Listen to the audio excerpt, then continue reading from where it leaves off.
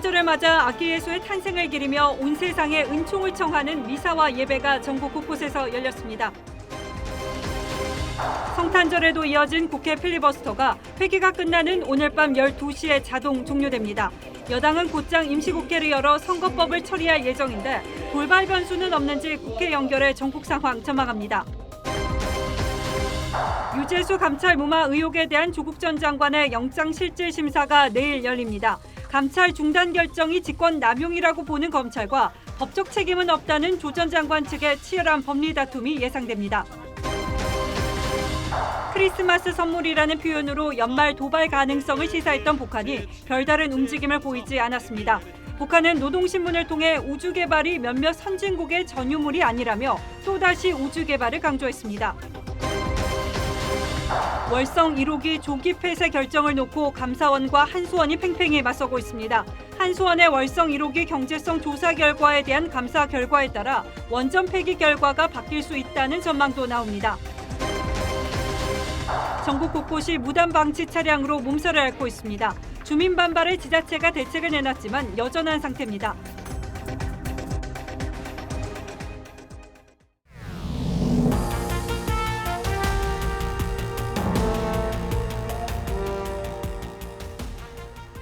여러분 안녕하십니까? 뉴스9의 신동욱입니다. 선거법 개정안을 둘러싼 국회 무제한 토론이 성탄 휴일이 끝나가는 지금까지 사흘째 이어지고 있습니다. 오늘은 국회로 먼저 가보겠습니다.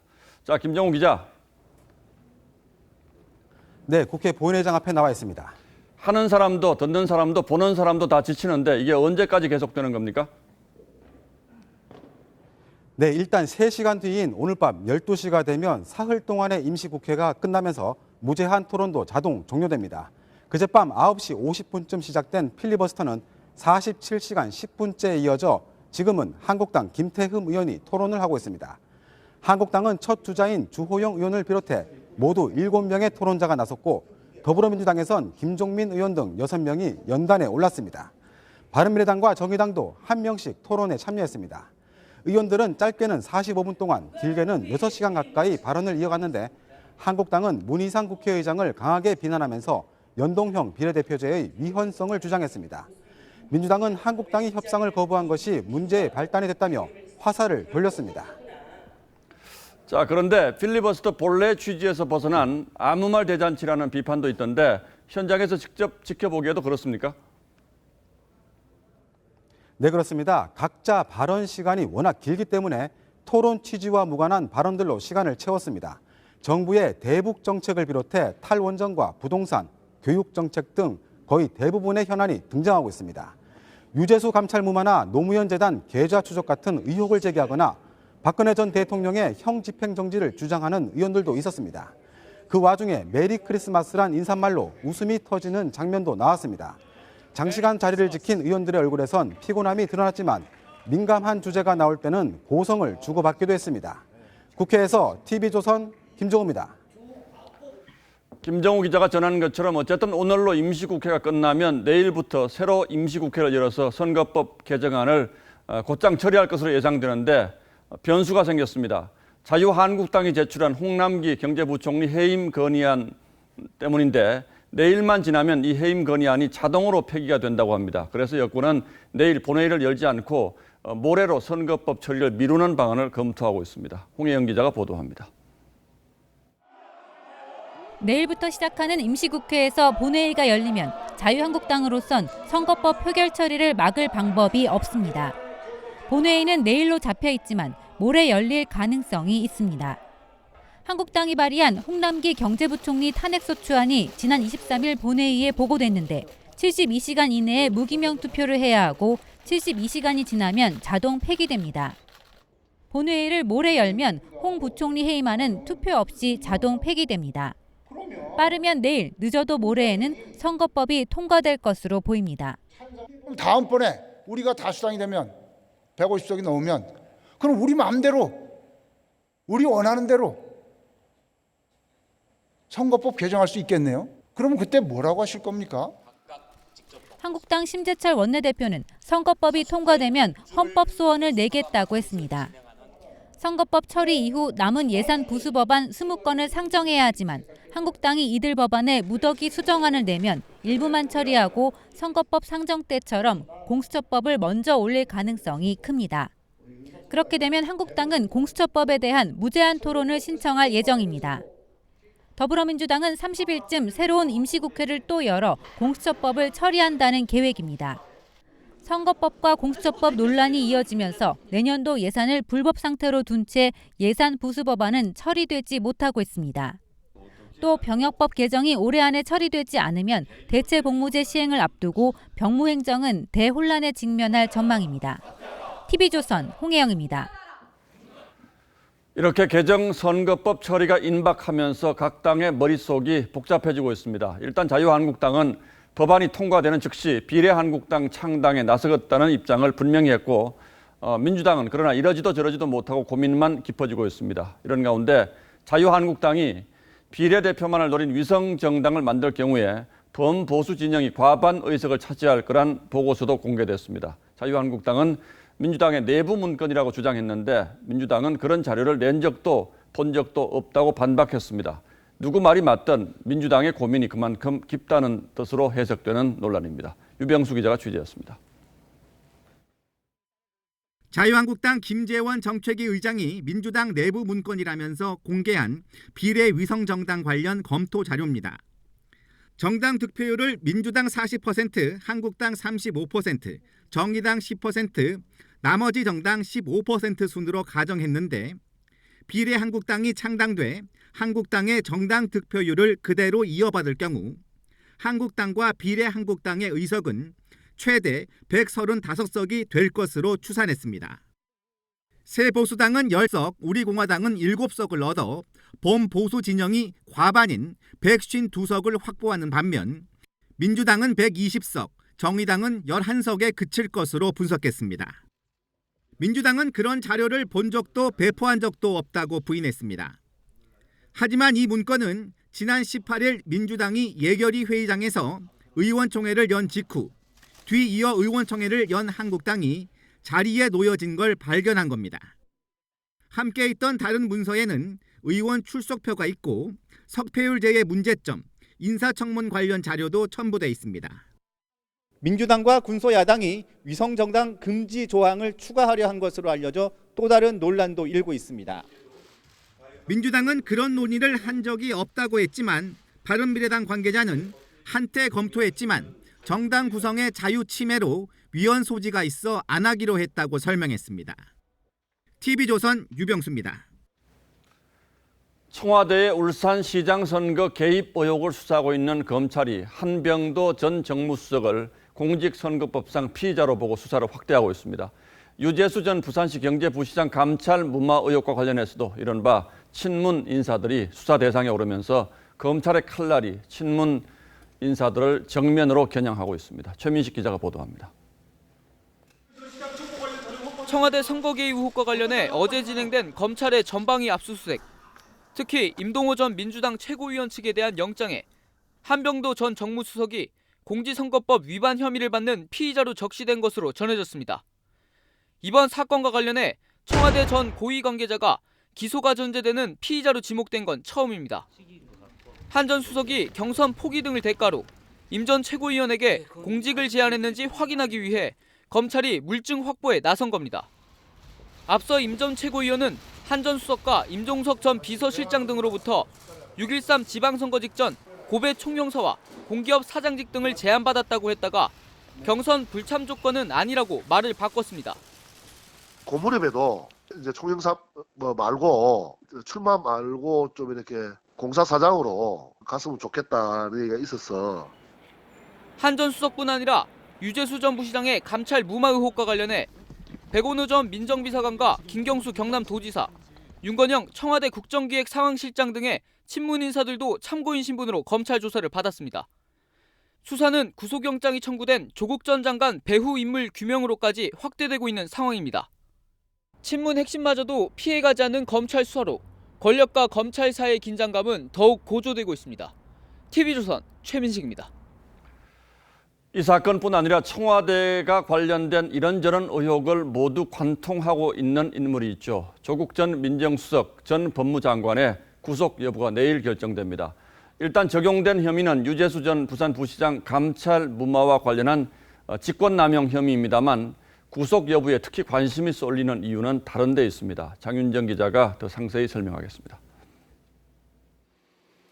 조국 전 장관에 대한 검찰의 구속영장 청구서에는 2가지 직권남용 범죄 사실이 적시됐습니다. 특별감찰반이 감찰을 중단하도록 한 일과 금융위가 자체 감찰이나 징계 없이 유 전 국장의 사표를 수리하도록 한 사실 등입니다. 또 조 전 장관의 감찰 중단 결정 과정에 제3자의 청탁이 있었다는 취지의 내용도 담겨 있는 것으로 파악됩니다. 검찰은 이 청탁이 유재수 감찰 중단에 영향을 미친 것으로 보고 수사를 이어간다는 방침입니다. 한두 사람의 결정이 아닌 권력 핵심에서 파생된 비위일 수 있다고 보는 겁니다. 조 전 장관에 대한 영장 청구도 이런 혐의의 중대성과 관련자와의 분리 필요성 등이 감안된 것으로 분석됩니다. 조 전 장관 측은 여전히 감찰 중단 결정은 민정수석의 재량 사항이었음을 강조하고 있습니다. 감찰 종결이 정상적 절차에 따른 거라는 설명입니다. 이에 앞서 검찰은 유 전 국장에 대한 감찰 무마 사건과 관련해 여러 명의 친문 인사를 불러 조사했습니다. 조 전 장관의 구속 여부는 청탁 관여자 등 후속 수사의 분수령이 될 것으로 보이는 만큼 검찰은 내일 열리는 영장실질심사에 총력을 다할 것으로 보입니다. TV조선 장윤정입니다. 예, 사실 이번 사건을 취재 보도하면서 저희 언론 입장에서도 매우 어려움이 많습니다. 피의 사실 공표가 매우 민감한 문제로 떠오르면서 사실상 취재가 거의 봉쇄되다시피 한 상황이기 때문입니다. 그래서 청와대 울산시장 개입 수사와 관련해서는 송병기 울산부시장의 업무 수첩이 매우 중요한 단서가 되고 있는데 여기에 또 하나 중요한 내용이 들어 있었습니다. 송철호 시장의 당내 경쟁자였던 임동호 전 민주당 최고위원의 비위를 최대한 알려야 한다 이렇게 되어 있다는 겁니다. 연일 보도해드리고 있는 이른바 임동호 제거 작전의 하나였던 것으로 보입니다. 윤수영 기자가 취재했습니다. 검찰이 지난 6일 송병기 울산부시장의 집과 사무실을 압수수색해 확보한 업무일지 가운데 2017년 10월에서 11월에 적힌 메모에는 임동호 비위를 최대한 알려 당을 장악할 기회를 얻어야 한다는 내용이 있는 것으로 알려졌습니다. 송 부시장이 언급한 임동호 전 최고위원의 비위는 정치자금법 위반으로 추정됩니다. 2017년 대선을 앞두고 민주당 울산시당 위원장이었던 임동호 전 최고위원이 회계 책임자 등과 회계장부를 허위로 적어 마련한 돈을 자원봉사자 등에게 활동비로 준 사건입니다. 결국 기소로 이어졌고 당시 재판부는 개인이 이익을 취한 것으로 보이지 않는다고 했는데 이 일로 임 전 최고위원은 지난해 1월 벌금 250만 원을 선고받았습니다. 검찰은 송철호 울산시장 측이 임 전 최고위원에게 불리한 사건을 문제 삼아 당 장악력을 높이려 한 것은 아닌지 의심하고 있습니다. 임동관 좀 밉다 이런 거죠. 뭐. 제가 무슨 미운 짓을 얼마나 했는지 모르겠지만. 송 부시장의 또 다른 메모엔 임동호의 비위를 지방선거 공천 실무에 관여한 민주당 A 의원에게 전달하려 한 정황도 적힌 것으로 알려졌습니다. 검찰은 임동호 비위가 실제로 전달됐는지 공천에 영향을 미쳤는지 여부를 따져보고 있습니다. TV조선 윤수영입니다. 울산시장에 이어 제주지사 선거에서도 청와대 개입 의혹이 불거졌습니다. 당시 민주당 당내 경선이 한창일 때 청와대가 문재인 대통령이 특정 후보와 함께 찍은 사진을 홈페이지 초기 화면에 올렸습니다. 이른바 문심을 이렇게 표현한 것 아니냐는 논란이 일고 있습니다. 백대호 기자가 보도합니다. 지난해 4월 3일 청와대 홈페이지입니다. 문재인 대통령 옆으로 청와대 제도 개선 비서관을 지낸 문대림 당시 민주당 제주지사 예비후보가 보입니다. 제주 4.3 사건 위패 봉안식에 현직 대통령으론 처음으로 참석했다며 청와대가 의미를 부여한 그 행사에 청와대 비서관 출신 예비후보가 함께 노출됐던 겁니다. 경선 후보가 결정되고 사실상 경선에 막이 오른 날이었습니다. 2인 경선 후보지는 제주 김우남 후보, 문대림 후보로 결정됐습니다.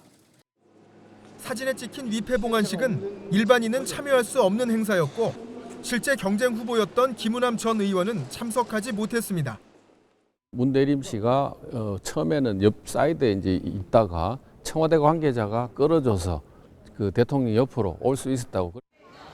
문 대통령은 20대 총선 당시 선거에 출마한 문 후보가 제주도를 떠올리면 생각나는 사람이라고 지원 유세를 하는 등 문 후보는 당내 경선 국면에서도 이른바 진문 후보로 꼽혔습니다. 자유한국당은 울산에 이어 제주지사 후보 경선 과정에서도 청와대가 개입했다고 주장했습니다. 한국당 곽상도 의원은 청와대 측 인사가 자리까지 제안하며 김은하 후보의 사퇴를 종용했다고 말했습니다. 마사회장 자리를 줄 테니까 경선을 그만두면 좋겠다 이런 취지의 제의가 있었다고 합니다. 청와대 관계자는 제주지사 경선 개입 의혹에 대해 물었지만 답변을 거부했습니다. TV조선 백대호입니다. 예, 앞서 전해드린 것처럼 내일 국회에서 선거법 개정안이 표결 처리되고 나면 곧바로 공수처법이 상정됩니다. 이 역시 필리버스터가 예상되지만 선거법과 같은 방식으로 처리가 될 가능성이 매우 높습니다. 그런데 벌써 공수처가 무소불위의 권력기관이 될 가능성이 높다는 걱정들이 나오고 있습니다. 왜 그런지 지금부터 따져봐 드리겠습니다. 자, 강동원 기자. 예. 야당이 가장 문제가 많다라고 주장하는 대목이 어떤 부분입니까? 수정안 24조 2항과 4항 부분입니다. 예. 자, 2항을 보면요. 이 검찰이나 경찰 같은 수사기관이 고위공직자의 범죄 사실을 알게 되는 즉시 이 공수처에 통보하도록 돼 있고, 이 4항은요. 이 통보받은 공수처가 이 수사 개시 여부를 다시 회신해야 된다고 되어 있습니다.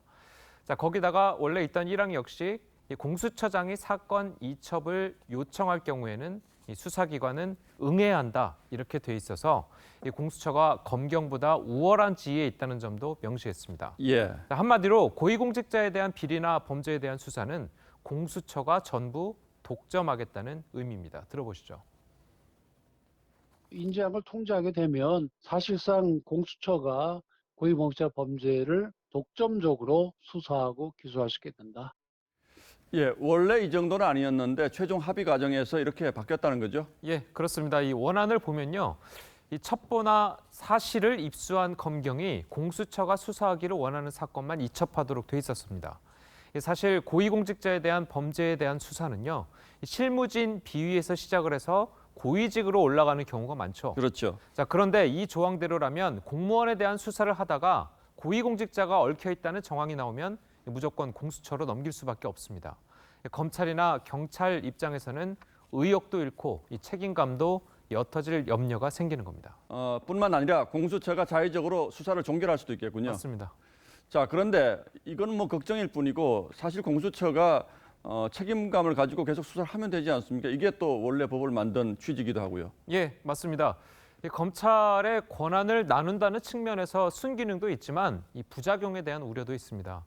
이 공수처는요, 이 검찰과 달리 헌법에 보장된 기구가 아니고 공수처장 역시 인사청문회를 거쳐서 이 통과 여부에 상관없이 대통령이 임명할 수가 있게 되죠. 만약에 살아있는 권력의 측근들에 대한 비리 사건이 터지면 이 공수처는 인사권을 가진 정권의 눈치를 볼 수밖에 없다는 목소리가 나오는 이유입니다. 자, 물론 수정안에 청와대가 공수처에 참견하면 안 된다는 조항이 있긴 하지만 이를 위반했을 때 처벌 규정이 따로 없어서 이 사실상 유명무실해질 가능성이 높다는 게 법조계의 시각입니다. 들어보시죠. 위반했을 때에 처벌 규정이 있어야 그 규정의 효력을 담보할 수가 있는데 이런 게 없으면 실효성 없는. 자, 그래서 유재수 감찰 무마 의혹, 그리고 조국 전 장관의 일가 관련 의혹, 울산시장 선거 개입 등 정권에 불리한 사건은 공수처가 가져가서 흐지부지 될 수 있다는 우려입니다. 또 다른 공수처 법안을 발의했던 바른미래당의 권은희 의원이 가장 비판적으로 지적하는 부분도 바로 이 부분이죠. 맞습니다. 자, 그런데 저희 같은 비전문가가 보더라도 이런 걱정을 할 수밖에 없는 조항인데 예. 4+1 협의체에서 왜 굳이 이런 조항을 넣었을까요? 그러니까 이제 4+1 협의체는요, 이 공수처가 검찰과 경찰에 비해서 규모가 작기 때문에 전국적으로 발생하는 고위공직자의 범죄 행위를 파악하기가 어렵고 또 수사기관의 의도에 따라서 공수처에 통보를 하지 않고 사건이 암장될 우려도 있다고 말했습니다. 또 범죄를 통보받음으로 해서 수사의 혼선도 막겠다는 취지라고 이야기를 하고 있습니다. 예, 어떤 제도든 그 자체보다는 운영이 문제인데 국민 입장에서는 이런 권력기관이 자꾸 생기는 건 사실 기분 좋은 일은 아니죠. 예, 강동원 기자 잘 들었습니다.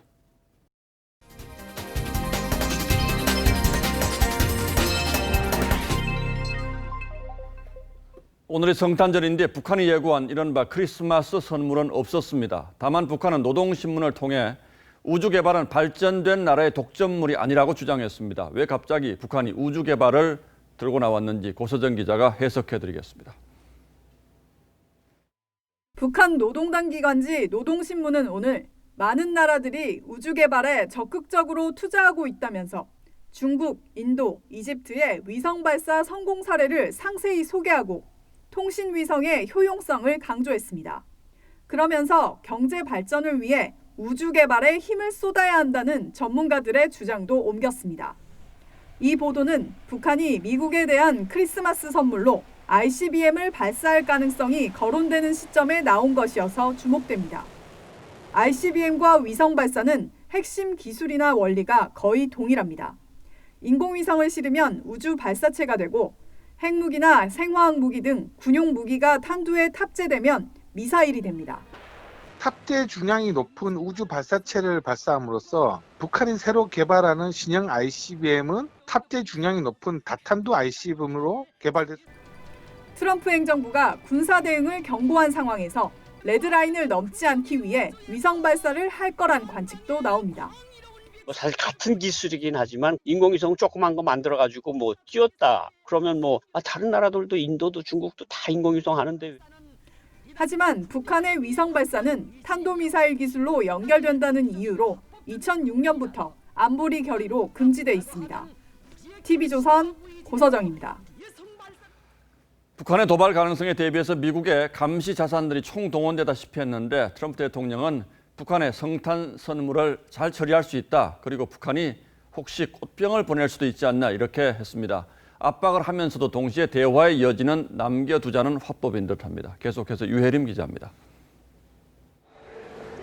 플로리다주 별장에서 휴가를 보내고 있는 트럼프 대통령은 북한이 예고한 성탄 선물에 대해 잘 처리할 것이라 밝혔습니다.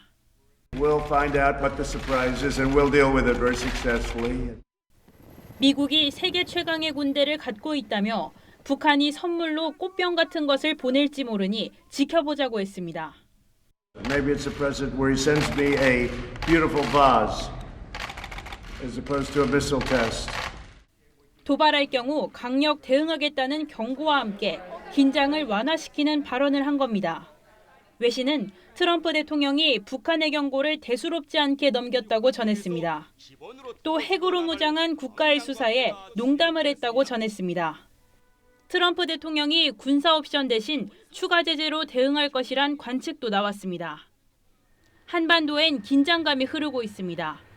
미국은 이례적으로 리벳 조인트와 조인트 스타즈, 글로벌 호크, 코브라볼 등 정찰기 4대를 오늘 새벽 출격시켰습니다.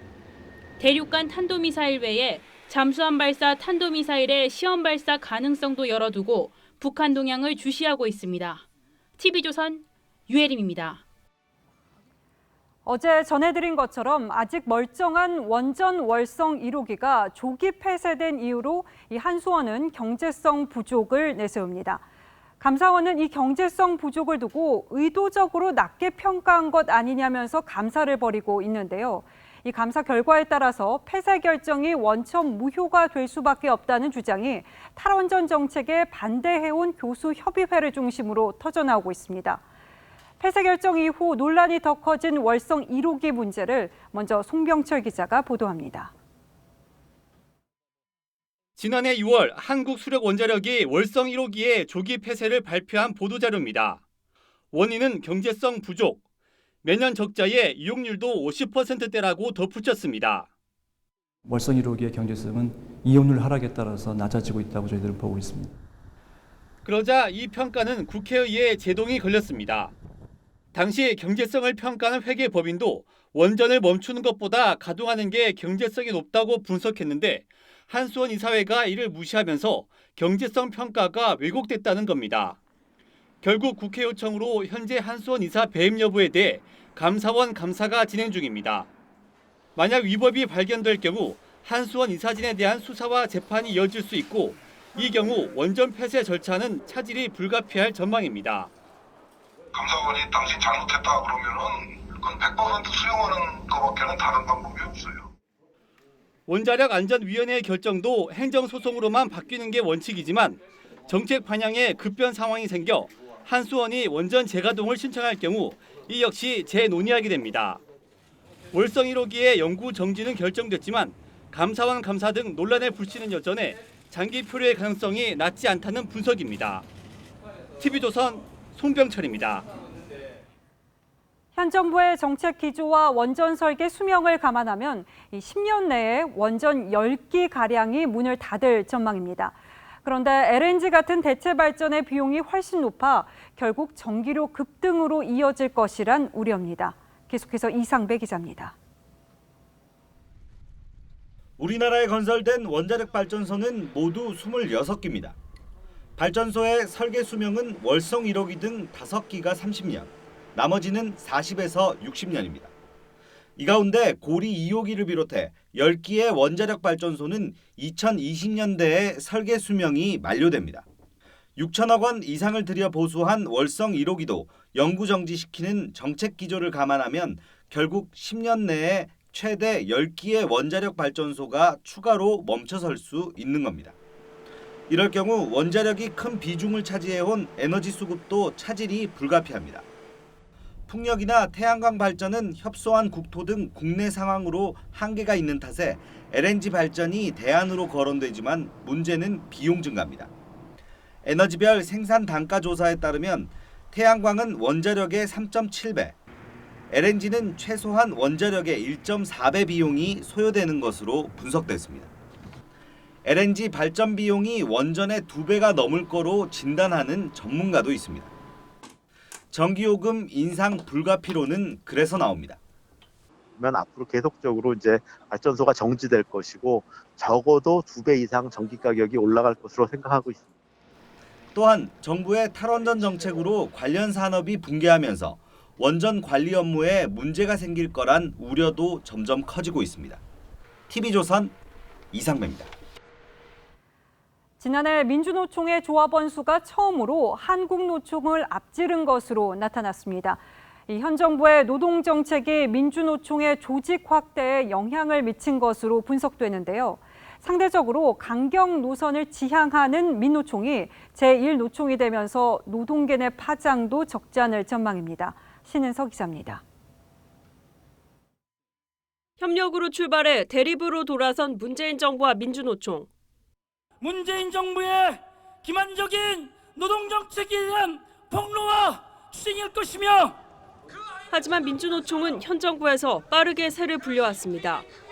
지난해 민주노총 조합원 수는 전체의 41.5%를 차지하면서 1995년 설립 이후 23년 만에 한국노총을 앞질렀습니다. 처음으로 제1노총이 된 겁니다. 9만 명 규모의 전국 공무원 노조와 정규직으로 전환된 공공부문 노동자들이 대거 합류했다는 분석입니다. 강성 기조인 민노총에 힘이 실리면서 노정 대화판도 변화도 불가피할 전망입니다. 더 자신감을 통해서 더 강경으로 치닫지 않겠나. 정치 파업, 정치 투쟁에 더 힘을 쓸 것으로. 당장 민노총은 정부위원회 내 양대 노총 참여 비율 조정을 요구했습니다. 과반수 노조의 지위를 누가 갖느냐 하는 것이 전체 어떤 위원회 운영에 있어서의 어떤 그 주도권에 상당히 중요한 영향을 미치지 않겠습니까? 민노총이 참여를 거부한 경제사회노동위원회는 비상입니다. 제1노조로서 그 사회적 책임을 다하는 그런 역할을 조금 충실히 다 해줬으면 좋겠다. 한국노총이 1위 탈환에 나설 경우 노노 갈등도 격화될 수 있다는 우려도 나옵니다. TV조선 신은서입니다.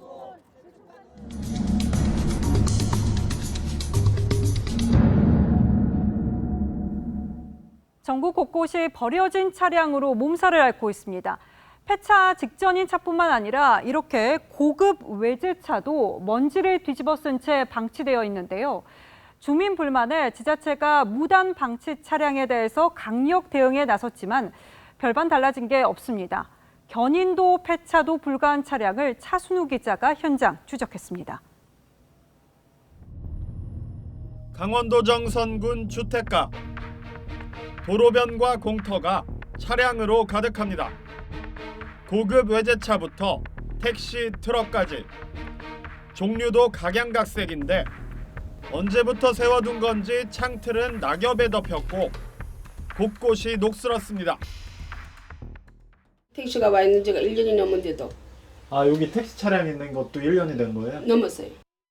이들 차량 대부분은 인근 강원랜드 도박장 이용자가 돈을 빌리며 담보로 맡긴 뒤 찾아가지 않은 것.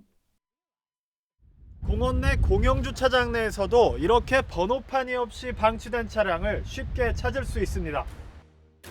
최근 방치 차량이 늘면서 주택가와 상가 주차장까지 점령할 정도입니다. 주민들은 주차난을 호소하고 지역 주민들이 또 세워야 될 그런 공간에 안 그래도 이제 주차 공간이 협소한데 차량은 차로에 방치돼 도로 안전까지 위협하는데 차량에 적힌 연락처로 전화를 해봐도 소용이 없습니다. 제가 아니고 다른 사람 같았거든요. 제가 차량이 없어가지고. 문제는 이처럼 방치된 차량을 임의로 치우기도 쉽지 않다는 것. 차주가 전당포에 돈을 빌리고 차를 저당 잡힌 경우 채무관계 등이 정리 안 되면 제3자가 마음대로 처리할 수 없습니다. 차를 뭐 판다고 해야지만이 처리가 되는 거지. 전당포로 그 차를 계속 갖고 있을 수밖에 없죠. 방치 차량 중 번호판 없는 경우도 적지 않은데 이는 정부가 세금 체납자 차량에 대해 번호판을 영치한 것으로 견인조차 할 수 없습니다. 없는 거 보면은 경찰서나 세무과에서 이제 넘치는 해당 경우가 종종 있어요. 그런 경우는 움직일 수가 없는 거잖아요. 청주 시내 곳곳에서도 버려진 차량은 어렵지 않게 찾을 수 있습니다. 지자체들은 이런 방치 차량을 견인 처리할 수 있도록 조례까지 제정했습니다. 하지만 버려진 차는 많고 보관소 등이 미비해 여의치 않은 상황. 이곳 견인 차량 보관소는 당초 차량 130여 대를 보관할 수 있게 조성됐지만 지어진 지 1년 만에 400대 가까운 차량이 가득 채워졌습니다. 시내 이제 방치 차량이 워낙 많이 있어서 그거를 이제 민원 때문에 수용하다 보니까 더 많이. 국공유지에 오래 방치된 차량은 지자체가 폐차나 공매로 처분할 수 있습니다. 이 경우에도 차주에게 먼저 통보해야 하고 이후 처분 방법을 결정해 채권 정리 등을 마치는 기간까지 적어도 6개월 이상 걸립니다. 처리 과정이 지연되고 워낙 이제 그 시기가 길다 보니까 많이 지금 밀려 있는 상태입니다. 결국 대다수 방치 차량은 말 그대로 방치할 수밖에 없는 실정입니다. 신고가 뭐 한 달에 1000건 이상 오니까 신고가 많이 들어와요. 무책임하게 버려지는 차는 늘고 처리는 쉽지 않은 현실 속에 시민 불편만 커지고 있습니다. 참 치워야지. 한 달 모르겠어. 내가 질렀으니까. 현장 추적이었습니다. 예, 다음 뉴스입니다. 유시민 노무현 재단 이사장이 유튜브 방송을 통해 검찰이 노무현 재단 은행 계좌를 들여다본 것을 확인했다고 주장했습니다. 검찰은 악의적인 허위 주장을 즉각 중단하라고 반박했습니다. 조정민 기자가 보도합니다. 검찰이 노무현 재단의 계좌를 들여다봤다며 불법 사찰 의혹을 제기하는 유시민 이사장. 서울중앙지검으로 추측되는데요. 노무현 재단의 계좌를 들여다봤다는 사실을 알게 되었습니다. 확인 경로를 밝히진 않았지만 자신의 개인 계좌 추적도 의심된다고 말합니다. 윤석열 검찰총장님, 검찰이 노무현 재단의 계좌를 들여다본 사실이 있습니까? 저의 개인 계좌를 들여다보셨습니까? 더불어민주당도 논평을 내고 뒷조사 폭주를 멈추라며 가세했습니다. 검찰이 살펴본 나름대로의 근거를 가지고 계시더라고요. 경제범죄도 아닌데 계좌를 왜 봅니까? 하지만 검찰은 황당하다는 반응입니다. 노무현 재단, 유시민, 그 가족의 범죄에 대한 계좌 추적을 한 사실이 없다며 법 집행기관에 대한 근거 없는 주장을 중단해달라고 반박했습니다. 계좌 내역은 법원 영장을 받아 엄격한 제한 내에서만 볼 수 있다며 비정상적 경로나 음성적으로 볼 수 없다고 덧붙였습니다. 유 이사장은 지난 10월 22일엔 조국 전 법무장관에 대한 내사설을 주장했다가 논란이 일자 윤 총장의 사석 발언 등을 근거로 한 것이었다고 말하기도 했습니다. TV조선 조정른입니다. 80년대 운동권의 대표적인 인물 가운데 한 사람이었고 지금은 태양광 사업을 하고 있는 허인회 씨가 구속될 처지에 놓였습니다. 직원들에게 임금 5억여 원을 지급하지 않은 혐의를 받고 있습니다. 보도에 임서인 기자입니다. 1980년대 대표적 학생운동단체인 삼민투 위원장과 참여정부 시절 열린우리당 전국 청년위원장 등을 지낸 운동권대부 허인회 씨. 지난 2013년부터 태양광 사업가로 변신한 허 씨에 대해 검찰이 임금체불 혐의로 구속영장을 청구했습니다. 허 씨는 태양광 업체 녹색드림 협동조합을 운영하면서 직원 40여 명에게 수년간 임금을 주지 않은 혐의를 받고 있습니다. 체불임금 액수는 5억 원에 달하는 것으로 알려졌습니다. 검찰은 허 씨가 체불임금을 어디에 썼는지 등에 대해서도 들여다보고 있습니다. 서울 북부지법은 이르면 내일 허 씨에 대한 영장 실질 심사를 열어 구속 여부를 판단할 것으로 보입니다. 허 씨는 또 서울시 태양광 사업을 수주한 뒤 무자격 업체에 불법 하도급을 준 혐의로도 경찰 조사를 받고 있습니다. 불법 하도급 한 적이 없고 합법적으로 했음에도 불구하고 허인회가 하기 때문에 나쁜 짓이라는 프레임이. 이에 앞서 허 씨가 운영하는 태양광 업체는 문재인 정부 들어 2년 동안 서울시 보조금 37억여 원을 받기도 했습니다. TV조선 임서인입니다. 국군기무사령부가 촛불 집회 당시 계엄령 문건을 작성했다는 의혹에 대해서 군사법원이 무죄를 선고했습니다. 이 밖에도 장자연, 버닝썬 사건 등 대통령이 나서서 강한 의혹을 제기했던 사건들에 사정기관이 대대적인 수사를 벌이고도 흐지부지 끝나는 경우가 잇따르면서 그 당시는 온 국민의 이목을 집중시켰지만 결국 무리한 수사였다는 비판이 적지 않습니다. 오늘의 포커스입니다. 2017년 촛불 정국에서 기무사가 만들었다는 이른바 계엄령 문건을 수사하라는 대통령 지시가 내려집니다. 독립수사단을 구성해 신속하고 공정하게 수사할 것을 송영무 국방부 장관에게 지시했습니다. 문 대통령은 일주일 뒤 문건을 전부 제출하라고 지시하고 다시 열흘 뒤 기무사의 계엄 검토를 불법적 일탈 행위라고 규정했죠. 계엄령 검토는 그 자체만으로도 있을 수 없는 구시대적이고 불법적인 일탈 행위입니다. 대통령의 3번에 걸친 지시에 군검 합동수사단이 내란음모 여부 등을 수사했지만 핵심 피의자로 주목된 조현천 전 기무사령관 체포 실패를 이유로 수사 넉 달 만에 기소 중지 처분을 내렸죠. 기소 중지 처분을 함께 고발된 박근혜 전 대통령 8명에 대해서는 각 참고인 중지 처분을 하였습니다.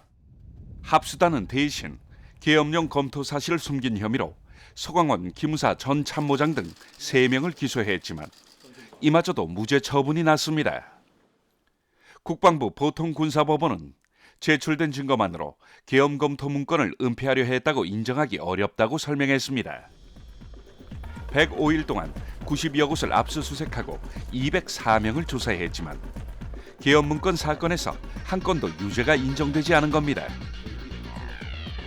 문 대통령이 연예인과 권력기관에 유착 의혹이 있다고 강조했던 버닝썬 사건. 경찰과 국세청 등 일부 권력기관이 유착하여 묵인, 방조, 특혜를 주어왔다는 의혹이 짙은 사건입니다. 하지만 유착고리로 의심받던 청와대 윤모 총경에 대한 경찰 수사는 흐지부지 됐다가 최근에야 다른 혐의로 구속됐습니다. 동영상을 유포한 연예인 2명만 1심에서 유죄가 인정됐습니다. 문 대통령은 고 장자연 사건에 대해서도 재수사를 지시했죠. 대단히 강한 의혹이 있는데도 불구하고 오랜 세월 동안 진실이 밝혀지지 않았거나 심지어 은폐되어 온 사건들이 있습니다. 억울한 진실을 밝히겠다며 증인으로 재판에 출석했던 윤지호 씨. 무엇으로도 보상받을 수 없는 긴 시간들에 대한 진실 자체가 밝혀졌으면. 현재는 사기 피의자 신분으로 인터폴 적색 수배가 내려졌죠.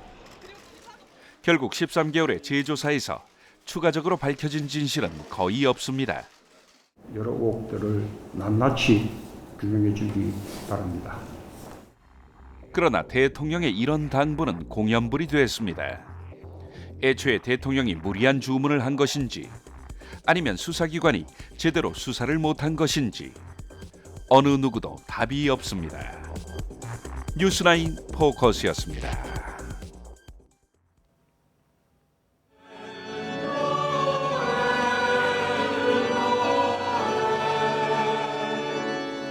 사랑과 평화가 가득한 하루였습니다. 프란치스코 교황은 성탄 전야 메시지를 통해서 무조건적 사랑을 강조했습니다. Dio non ti ama perché pensi giusto e ti comporti bene. Ti ama e basta. Il suo amore è incondizionato. 명동성당에서는 아기 예수를 마을 구유에 안치하는 예식으로 성탄 미사가 시작됐습니다. 화합의 메시지도 전해졌습니다. 내 것만이 옳다고 주장하며 반목과 대립을 반복하는 세태는 우리 사회를 위태롭게 만듭니다. 어른들은 이렇게 말씀을 통해서 은총을 받고 아이들은 산타클로스의 선물을 통해서 기쁨을 누리는 하루였을 텐데요. 국내 시골 마을들이 산타로 인기를 끌고 있다고 해서 이심철 기자가 다녀왔습니다.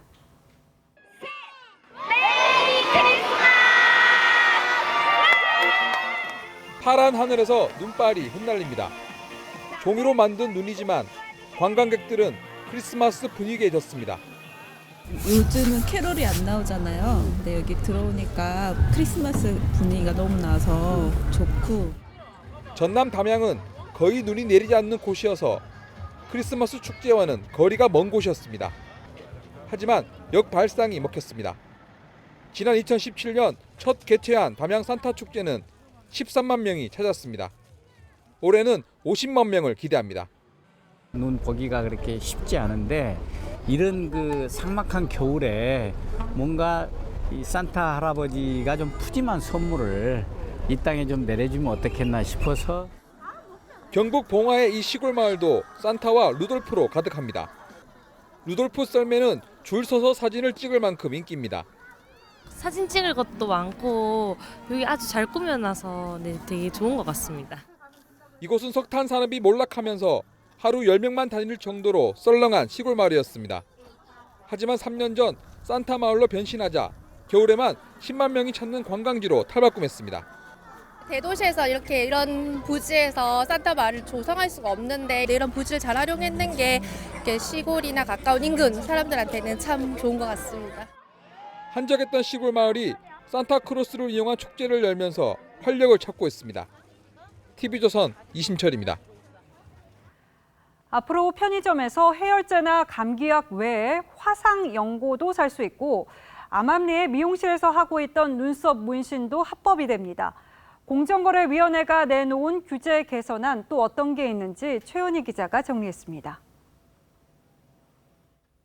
눈썹이나 아이라인 문신, 미용업소에서 이미 많이 하고 있죠.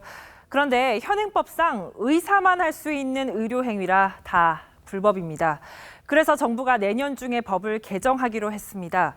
음성화된 문신 산업을 양지로 끌어내고 뷰티 신산업 기반도 닦는다는 방침입니다. 정부가 우리 사회 경쟁을 막고 중소사업자에게 부담이 됐던 규제 19건을 뽑아 개선안을 내놨습니다. 올해는 특히 우리 경제의 혁신 성장과 경제 활력 제고에 기여할 수 있는 규제를 개선하는 데 주안점을 두었습니다. 오늘 같은 휴일에 문 닫은 약국 대신 편의점에 가는 경우 살 수 있는 약 종류도 늘어납니다. 지금은 해열 진통제나 감기약, 소화제 등만 살 수 있는데 내후년부터는 화상연고와 제산제도 추가됩니다. 구규림 사용 범위도 확대됩니다. 내년 중에 공공법인에 한해 구규림의 수목장도 만들 수 있도록 규제를 풉니다. 친환경 장례문화 형성에 기여하자는 겁니다. 그 밖에 건강기능식품으로 한정된 고령 친화식품 분야도 다양한 식품을 개발할 수 있도록 넓어지고 비자가 없는 환승객들의 단기 국내 관광도 현재의 인천공항에서 지방공항으로까지 확대됩니다. TV조선 최원입니다.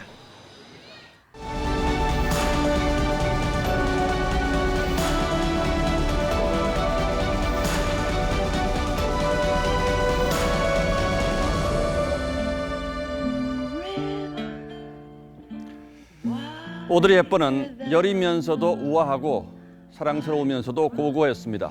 누구라도 마음을 빼앗길 수밖에 없는 스타였죠. 하지만 그녀가 진정한 별이 된 것은 나이 60에 은둔의 삶에서 나와 굶주리는 아이들을 돌보면서부터였습니다. 그 무렵 22년 만에 영화에 나선 것도 출연료를 기부하기 위해서였습니다. 거기서 마지막으로 연기했던 천사야말로 그녀에게 가장 잘 어울리는 역할이었을지도 모릅니다. 그녀는 하늘로 돌아가기 2달 전 마지막 크리스마스에 두 아들에게 유언처럼 시를 들려줬습니다. 아름다운 입술을 갖고 싶다면 친절하게 말하라. 사랑스러운 눈을 원한다면 다른 사람들의 좋은 점을 찾아라. 날씬한 몸을 원하거든 배고픈 사람들과 음식을 나누라. 기억하라. 도움의 손길이 필요할 때 그것이 곧 내 팔 끝에 있다는 것을. 크리스마스는 잃어버린 순수를 사람들 마음속에 되살려줍니다. 정직한 삶 다짐하며 낮고 어둡고 누추한 곳을 돌아보는 날이기도 합니다. 강원도 횡성 산골짜기에 의자도 없이 맨마루만 깔아놓은 성당이 있습니다. 바로 여기죠.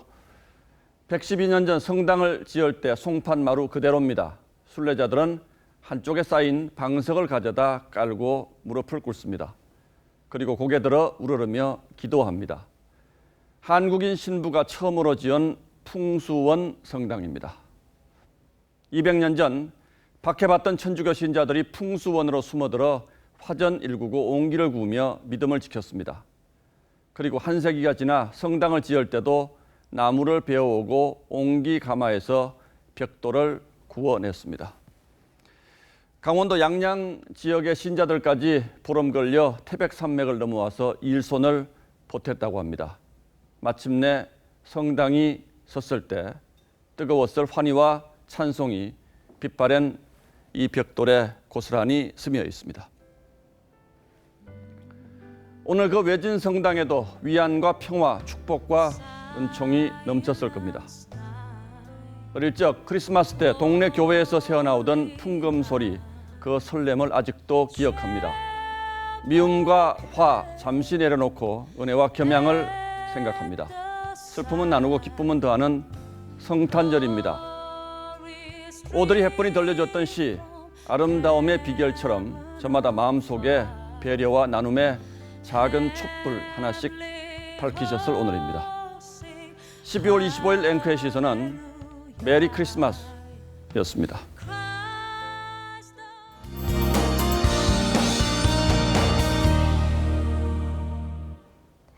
즐거운 성탄절 보내셨나요? 날씨는 미세먼지 때문에 조금 아쉬웠는데요.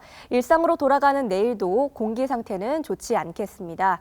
내일 눈비 소식이 있긴 합니다만 미세먼지를 씻어내기엔 양이 턱없이 부족합니다. 충청 이남 지역을 중심으로 내릴 텐데요. 도로가 미끄러울 수 있어 조심하셔야겠습니다. 수도권과 강원도는 빗방울이 떨어지거나 눈발이 날릴 수 있겠습니다. 흐린 날씨 속에 내일 낮 기온은 크게 오르지 않겠습니다. 서울과 청주가 4도, 대구 7도, 부산은 10도가 되겠습니다. 서해안과 제주도는 바람이 강하게 불겠고 내륙에서도 찬바람이 차츰 강해지겠습니다. 이 영향으로 모레 아침에는 날이 많이 추워지겠고요. 대신 미세먼지는 해소될 것으로 전망됩니다. 날씨였습니다. 예, 성탄절 뉴스9는 여기서 모두 마치겠습니다. 네, 시청해주신 여러분 고맙습니다.